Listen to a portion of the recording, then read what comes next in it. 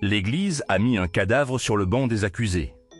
En 897 après Jésus-Christ, à Rome, le pape Étienne VI orchestre un procès absolument sans précédent.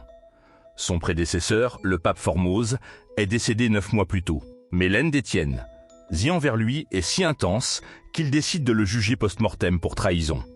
Le corps de Formose est exhumé de sa tombe. Il est habillé de ses ornements pontificaux.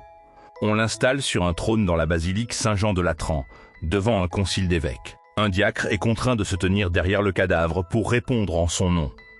Les accusations fusent, parjure, ambition illégitime et violation flagrante du droit canonique pour avoir changé de diocèse.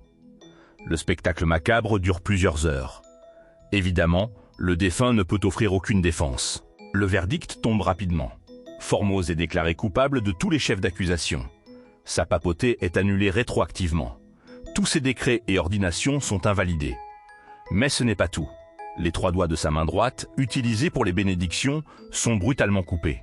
Son corps, dépouillé de ses vêtements sacrés, est ensuite jeté dans le fleuve Tibre. Ce scandale, connu sous le nom de synode du cadavre, choque profondément l'Europe chrétienne. La population romaine, horrifiée par cette profanation, se révolte violemment contre Étienne VI, qui est emprisonné et étranglé quelques mois plus tard.